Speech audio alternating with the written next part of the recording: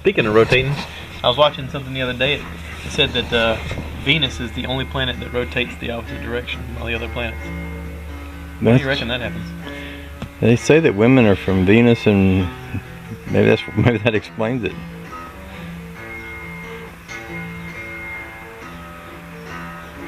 I heard a cool science podcast where they were talking about how we've always thought about our solar system as being stagnant and that it sits in one place. And this astrophysicist came on there and he said actually what's happening is the sun is moving at 33 light years per Earth year through space, and all the other planets are swirling in a vortex behind it. It's basically dragging us behind it. All the planets are moving behind the Earth, behind the sun as it's barreling through space. Really? So much like an asteroid where you see it moving and things are coming behind it, the gravitational force of the sun is actually pulling us, and we're rotating behind it. We think about it being on a plane because in science class we always said, here's the sun, that's it, it's right here, and all these planets go like this. Yeah. Where they're now learning that it's actually moving through space wicked fast, and we're all just kind of like this behind it. So we're kind of like dust in the wind. Exactly. If there is no wind in space. That we know of. Not as we know it. Right.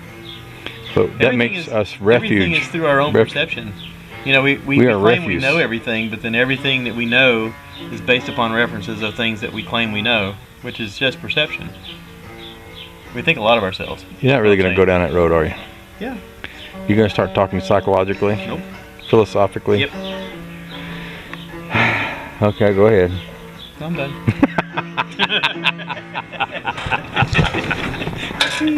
We live in tall, we live in big, we live in large, I'm just saying. And don't mess with me, I got a knife and I know how to use it. You'll open your box. Look how dirty that thing is. What I got on it? Jeez Louise. You know, I do have that new grinding wheel out there that I hadn't even sharpened anything on yet. There you go. I could use it. And then you could shave. I'm scratching my head with it. Yeah. Make a pretty good back scratcher if you didn't stick yourself with it. I could use that grinding wheel. That way I would have used both of the things I bought yesterday at the antique store, at the yard sale, or wherever it was. My buddy's table saw. Right. Yeah, that's right. I got a table saw that I use all the time. But it's old and it's antiqued. I used to have a big table saw that I never used, and I gave it away. I was gonna use mine the other day when I made that rolling cart. Yeah.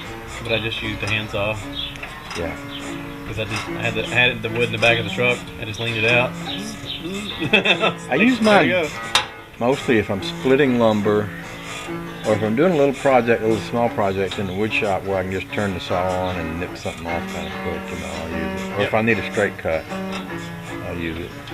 Well, I imagine when you do the batten board, are you ripping bigger boards with Yeah. one?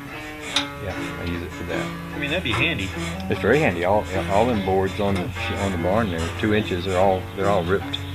That way they're the same length. And I need to do this one. See all them cracks in the wall there? There's a lot of cracks. Well, that's what I was talking about. Now that I'm starting to store the cars in there seriously, like the Crosby that I don't want to fill up with snow and all.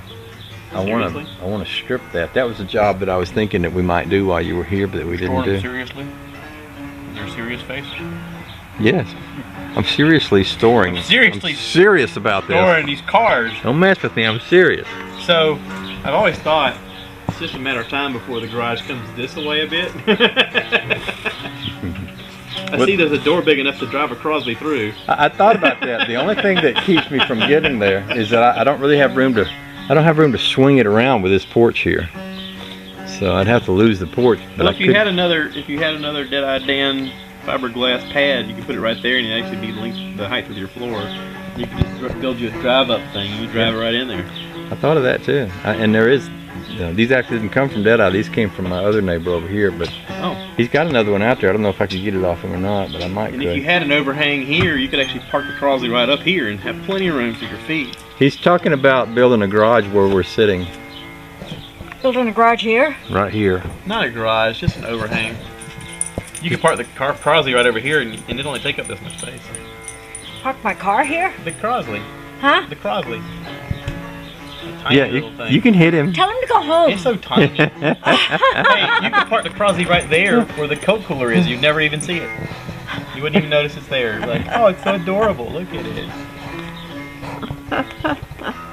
You want to sit down? We can make Charlie move. No, I just came out with another idea. I'm gonna Something close. else. I'm gonna turn it.